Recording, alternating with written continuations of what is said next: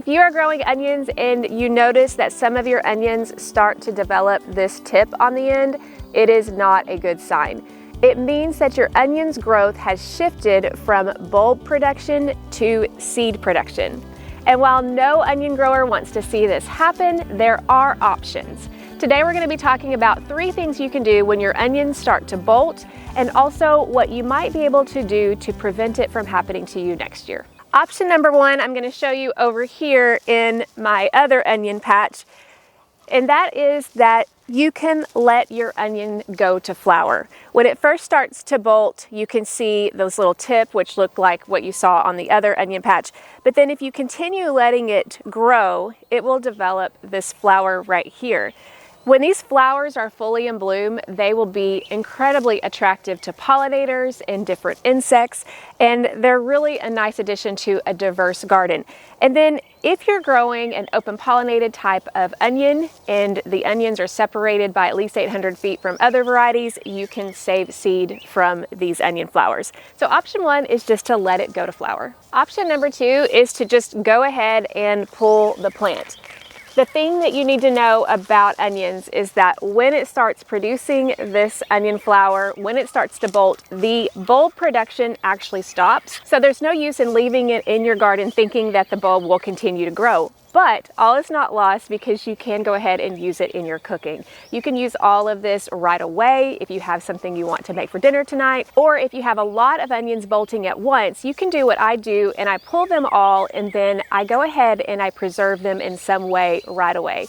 My favorite way is to dehydrate onions, but I also freeze them. And this is a really good way to go ahead and make use of your bolted onions while leaving the other ones that aren't bolted in the ground to be able to continue to mature. Option number 3 is to clip the base where the onion is starting to bolt. If you see this stem here, I'm following it all the way down, and I'm just going to clip it right here and then leave it in place. Now it's important to understand that doing this is not going to make the onion bulb grow larger. Remember, when this bolting happens, it means the onion has shifted from bulb production to seed production. But what it does is if you're not ready to use the onion right away, is it buys you a little bit more time before you harvest and use it either in the kitchen or preservation. Now, why would you not want to just leave it here and let it completely go to flower like the one we just pulled? Well, let me show you. If you notice here, the stem where the onion is bolting, it is much larger than the other leaves here, and it's going to be going all the way through the bulb. Now, if you've ever tried to cut open an onion bulb that had a bolted stem like this, then what you'll notice is that the inside is actually quite hard. This stem will be hard inside of the bulb itself. The reason why that is not what you really want is that it's harder to use because it's a little bit more tough and really isn't the quality that you want for eating or preserving. But this is also the part that causes spoilage. And this is what's really important to understand is that when an onion bolts, you don't want to cure it like you would a regular onion that doesn't bolt. You don't want to store it because this part is the part that's going to be rotting from the inside out. That's why the onions that bolt are not candidates for storage, but you can use them right away. Another thing is you want to make sure that even if an onion starts to bolt and you think you caught it in time, you still don't want to store it because if it does start to rot, then you have other onions that are curing in storage and they're right next to that one. It can cause the rot to spread. So that's why you definitely want to keep this onion away from other ones that you're going to be storing. See, this is the stem that's bolted and look how much of that onion that is part of that bolted stem. Under normal circumstances, all of these leaves would be enlarging and that would create the onion that you're used to. But this right here, most of this onion is part of that bolted stem. Now, if I use it right now, it's still going to be tender, but if I leave it too long, it's definitely going to be less appetizing to be able to eat. So I want to use this right away. Even though you have options on what you can do once you see your onions bolting, you may be wondering, how can I avoid it for next season? Well, the reason why onions bolt is because they're under some sort of stress. And most of the time that stress is weather induced. Onions are biennial plants, which means that they typically would flower the second year. But if they go through a cold spell and a hot spell and then a cold spell and a hot spell, they think they've gone through 2 different seasons. And so the weather fluctuations is the most common reason most onions bolt. And while you can't always prevent the weather fluctuations themselves, there are some things that you can do to minimize the amount of bolting in your onion patch. Here are a few things that I have learned to do over the years. One thing you can do is plant different varieties of onions and then observe if different ones bolt at higher rates than others.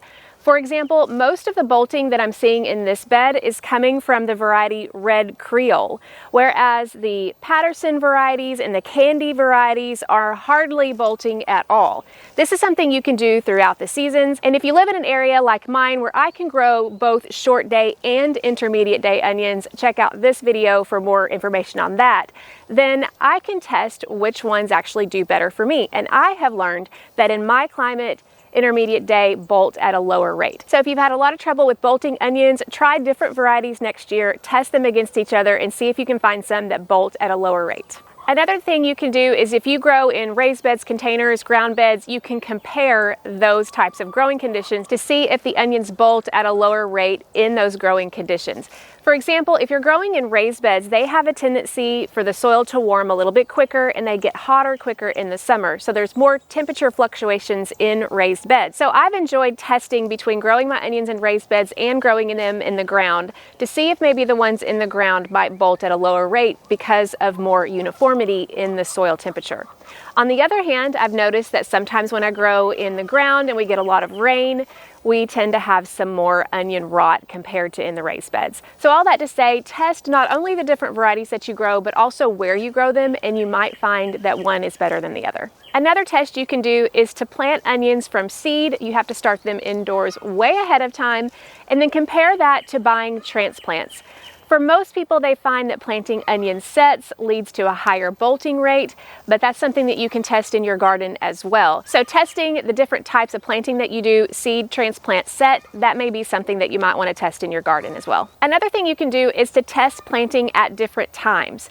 Some of you in the South may want to try to direct sow onions from seed in the fall or plant in the fall. Or maybe if you can't grow in the fall, you might test different timing of planting in the late winter, early spring. Maybe planting a little bit later will get you through some of those hot, cold spells, and you may notice that planting later might result in less bolting. That's something I'm trying in my garden this year. But as you can see, the key is just to test and observe. The more experience you have, the more seasons you have to test, the more tests that you do, the more you're going to be able to figure out what works best for you in your climate. And in some years, there's not a whole lot you can do, and in that case, you just chalk it up to Mother Nature and move on. I always encourage you to test in your garden, and if you want to see more about some of the tests that I've done with onions, check out this video. I hope you've enjoyed this, and now you know what to do when your onion starts to bolt.